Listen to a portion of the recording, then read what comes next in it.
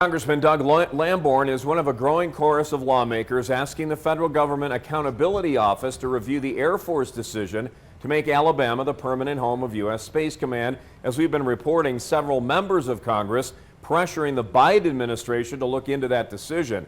In our continuing coverage, News 5's Andy Cohen live tonight with a closer look at the strategy that's developing here. Andy? Rob, the key word is transparency. We're seeing a lot of moves here that are meant to put some pressure on watchdog groups within the government to shine a light really on the Air Force's decision about where to locate the future home of U.S. Space Command in hopes of exposing whether any political motivations were involved. Congressman Doug Lamborn wants the Government Accountability Office to look over the methodology and scoring system the Air Force used when it picked Alabama to be the home for Space Command.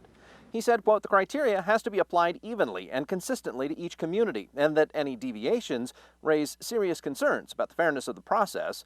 One of the biggest complaints from Colorado's leaders is that the Air Force changed the rules in the middle of the game, abandoning previous standards for basing decisions. Here's how the president of the chamber and EDC put it last month. That Colorado Springs in this second phase was the #1 ranked community for this location, and that external pressure from the president was placed to award the permanent home of U.S. Space Command to a state, once again, to which the president has close political ties. Last week, all 9 members of Colorado's congressional delegation sent this letter to President Biden asking him to pause and review the Space Command decision. They, too, raised concerns over the lack of transparency and said that evidence exists that former President Trump's political considerations influenced the decision.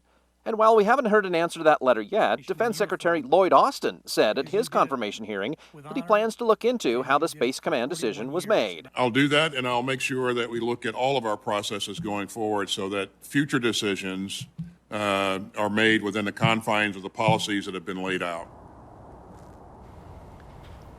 And I did reach out to the Office of Inspector General for the Department of Defense to ask whether any formal requests had been made for them to look into this matter as well. And a spokesperson sent me a reply saying that they did not receive the letter that was sent to the president from our members of Congress. Always watching out for you, Southern Colorado. Andy Cohen, News 5.